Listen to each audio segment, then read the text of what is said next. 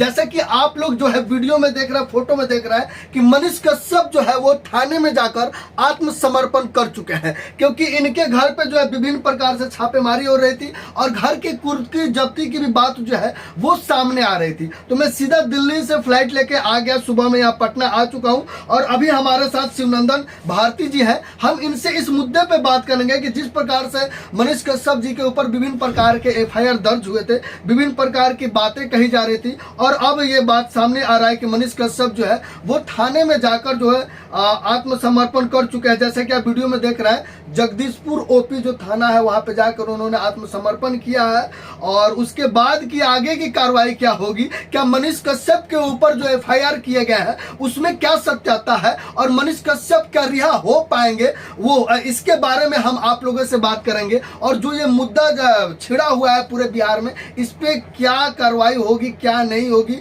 और मनीष कश्यप कब तक बाहर आएंगे, ये सारा अपडेट जो है आप लोगों को मैं अपने वीडियो पे आज देने वाला हूं। तो मैं चाहूंगा कि जितने लोग वीडियो देख रहे हैं पूरा जरूर देखिएगा। सर, मैं सबसे पहले तो आपको इंडियन टाइम्स न्यूज पर तीसरा चौथा बार वेलकम करना चाहूंगा। बहुत बहुत शुक्रिया जी। अब मैं यह जानना चाहूंगा कि जैसा कि फोटो सामने आ रहा है कि जगदीशपुर ओपी में मनीष कश्यप जी ने आत्मसमर्पण किया है, ये कहाँ तक सत्य है?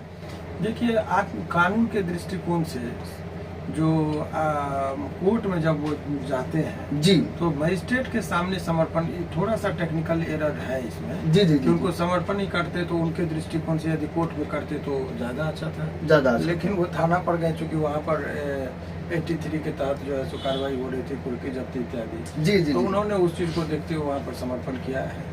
तो समर्पण कर लेने के बाद जो है सो पुलिस वहाँ से उनको फिर पूछताछ हेतु पटना ला रही है। तो अब यही मतलब कि आज जो है बेतिया से मनीष कश्यप जी को पटना लाया जा रहा है। वो नियम ये है कि जब कभी भी आप किसी व्यक्ति को गिरफ्तार किया जाता है और 30 किलोमीटर से अधिक जी, यदि उनको सफर कराना होता है तो ट्रांजिट रिमांड का एक चीज़ है कि वहाँ पर जो संबंधित जुडिशियल मजिस्ट्रेट होते हैं उनके अनुमति से, सीजीएम की अनुमति से, जी जी, फिर वो 30 किलोमीटर से अधिक का सफर है जी जी जी, तो वहाँ से अनुमति लेके और उनको ले, तो जो खबरें आ रही है उसके जी जी जी, जो आर्थिक अपराध यूनिट है जी, उसके जो है सो पूछताछ की जरूरत है, तो उनको यहाँ पर लाया जा रहा है। और यहाँ से लाने के बाद यदि पुलिस को लगेगी तो फिर यहाँ से फिर फर्दर कार्रवाई के लिए वहाँ से यहाँ के जो चीफ जुडिशियल मजिस्ट्रेट हैं उनके अनुमति से फिर आगे की कार्रवाई होगी। सर मैं चाहता हूं कि हमारे दर्शकों को जरा बताइए कि मनीष कश्यप जी के ऊपर जैसे कि सारा फोटो वायरल हो रहा है, उन्होंने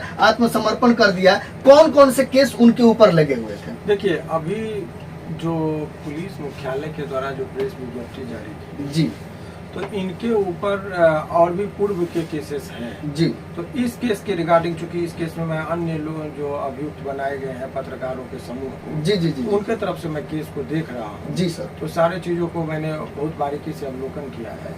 तो जो प्रक्रियात्मक एरर हो रहा है इस चीज से हम लोग न्यायालय को अवगत कराते हैं कि इस तरह की बातें हैं। तो न्यायालय में जब ये बातें जाती है तो उस चीज को हम लोग देखते हैं। तो बहुत सारा चीज़ तो गुण और दोष पर मैं इस मीडिया के माध्यम से डिस्कस नहीं करूंगा, लेकिन इस केस में वो बहुत जल्दी निकलेंगे। अन्य केस का जो है यदि बेल मिसयूज हुआ है जी जी जी, तो हर केस की अपने गुण और दोष के आधार पर बेल मिलती है, तो वो थोड़ा एक मुश्किल इनके लिए हो सकता है।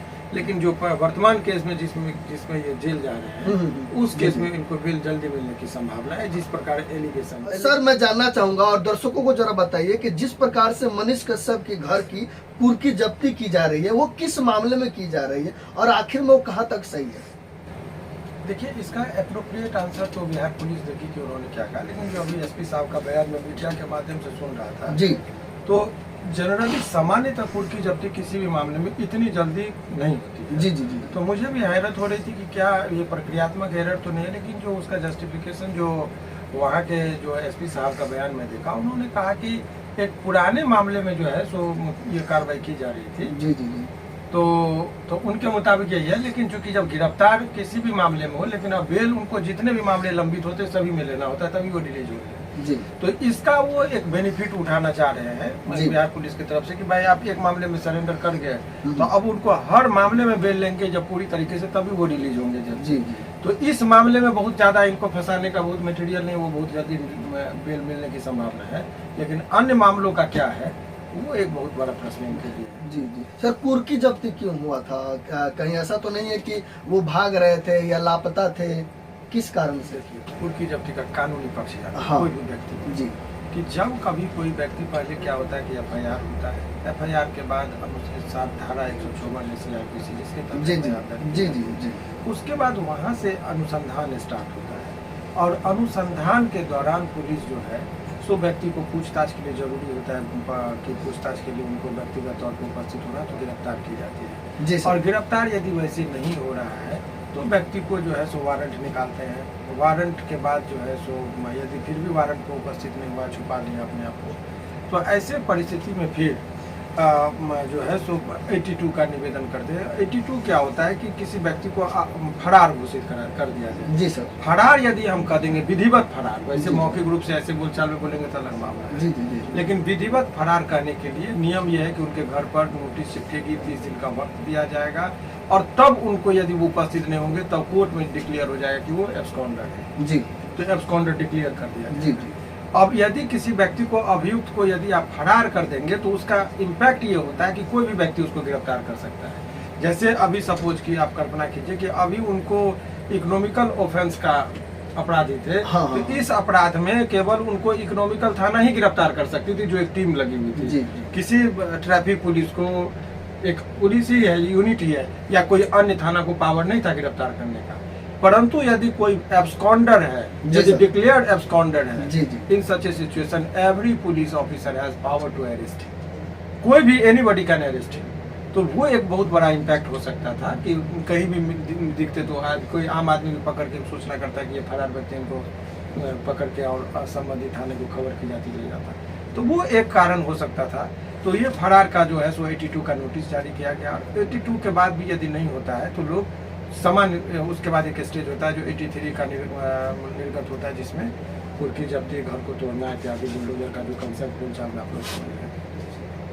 परंतु क्या होता है कि यदि किसी व्यक्ति के खिलाफ 82 निर्गत हुआ हो और वो जमीन बेचने लगे, संपत्ति को हटाने लगे और इमरजेंसी दिखाते हैं, तो दोनों चीजों को साथ करने की अनुमति मिल जाती है कि 82 भी आप जारी कीजिए, साथ में कुर्की जब्ती भी कर दीजिए ताकि वो बेच न ले। जी जी तो लेकिन उसके लिए एक रीजनेबल चीज के साथ उचित कारण दर्शाना होता है, जी सर। तभी जाके होता। तो इसमें इतनी जल्दी तो वो संभावना थी नहीं, तो ये प्रक्रियात्मक एरर हो रहा था। लेकिन पुलिस ने इस बात का जस्टिफिकेशन किया कि वो पुराने केस में 82 और 83 की बात कर रहे थे। जी तो अब वो क्या है मामला, ये पुलिस का दलील है, लेकिन कानूनी रूप से जो रिकॉर्ड में क्या आएगा तो वो कोर्ट में हम लोग उसका जब अवलोकन करेंगे रिकॉर्ड का, तभी पता चलेगा कि एग्जैक्ट मामला क्या है। जी सर, आगे आपसे जानना चाहेंगे कि जिस प्रकार से मनीष कश्यप जी को अब तो पटना लाया जा रहा है, यहाँ पे उनके साथ क्या क्या कार्रवाई होने वाली है और कौन कौन से विभाग पूछताछ करने वाले हैं? देखिए, जो अभी जिस तरीके का खबर चल रही है जी उसके मुताबिक उनसे वो प्रेस विज्ञप्ति जो जारी की गई, ऑथेंटिक खबर की बात हो रही है। तो ऑथेंटिक खबर में ये समझिए कि जो प्रेस विज्ञप्ति जारी की गई थी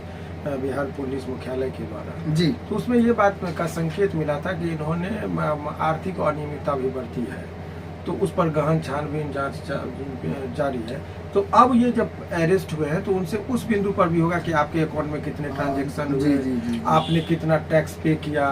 तो ये सब एक संभावना बनती है कि एक आर्थिक ऑफेंस का जो केस है वो भी कहीं इनके ऊपर फ्रेश में जी ना हो कुछ जाए। तो सूत्र जी कुछ सूत्रों ने रिलीज भी किया था कि 42 लाख या कुछ लाख रुपए उनके अकाउंट में थे, जिनको फ्रीज कर दिया गया वो तो है। अभी वर्तमान में था। हाँ। लेकिन ट्रांजैक्शन कितना होता रहा इनके अकाउंट अकाउंट से। से, कितने पैसे आए, कहाँ कहाँ गए, तो वो भी एक पूछताछ के दायरे में जी। वो आ जाते हैं। तो तत्काल ये सब थोड़ी मुसीबत इनके लिए खड़ी हो जाती है। सर दर्शकों को जरा बताइए, अभी तो मनीष कश्यप पटना आ जाएंगे, उनके साथ पूछताछ होगी, रिहाई की क्या प्रक्रिया है या बेल की क्या प्रक्रिया है? बेल इस केस में बहुत घबराने की जरूरत नहीं। ये जो केस है वो 7 वर्ष तक का सजा का प्रावधान है। बहुत लंबे अवधि तक ऐसे केस में सामान्यतः व्यक्ति को जेल में नहीं रहना पड़ता है। जी। तो वर्तमान केस की बात मैं कर रहा हूँ, लेकिन पूर्व में यदि जो केस है उसमें जो बेल मिला है, जी, तो बेल मिलने के बाद मिसयूज नहीं हुआ, वो इनका जो तारीख पर वो गए कि नहीं गए कोर्ट में, तो वो सब चीज़ देखा जाएगा। तो वो as compare to this case वो ज़्यादा डिफिकल्ट हो जाएगा। तो उनके परिजन वो सारे चीज़ों को अब लोग जब रिकॉर्ड हर केस का अपना होता है उसको देखने के बाद ही पता चलेगा कि पुराने केस की क्या स्थिति है, और उस आधार पर इनका, चूंकि अब बेल लेना होगा तो सारे केसों का अप टू डेशन के बाद ही इनको मिलेगा। तो वो थोड़ा सा है। तो क्या रिहा हो पाएंगे कि नहीं हो पाएंगे मनीष कश्यप? वो तो संभावना पर निर्भर करता है, सबूत इकट्ठा किस तरीके से। लेकिन जो धाराएं लगी है उन धाराओं के अंतर्गत बहुत सारे धारा जो है सो सूट नहीं करता है, जी तो वो इनअप्रोप्रिएट है अकॉर्डिंग टू लॉ। उसको हम लोग कोर्ट में साबित करने में यदि सफल हो जाएंगे तब उनको वहाँ से जल्दी रिहाई मिलेगी। जी, तो जैसा कि देख रहे थे दर्शकों, मनीष कश्यप जो है खुद सरेंडर कर चुके हैं और उनको जो है अब बेतिया से पटना लाया जा रहा है और विभिन्न प्रकार के जो लोग हैं वो उनसे जानकारी लेंगे और विभिन्न प्रकार के ऑफिसों में उनसे पूरी जानकारी होगी।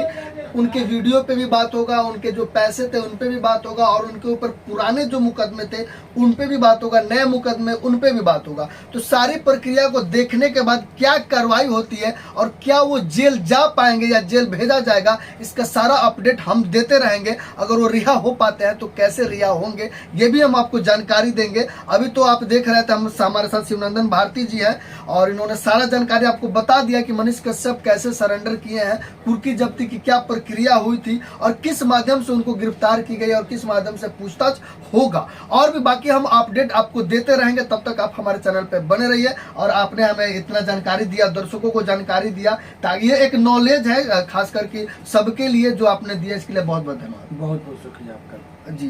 तो ये दर्शकों आप हमारे चैनल पे बने रहिए, हम आपको और भी जानकारी देते रहेंगे। आप चैनल को सब्सक्राइब जरूर कीजिएगा। कैमरामैन भैया जी के साथ मैं सुनील कविराज।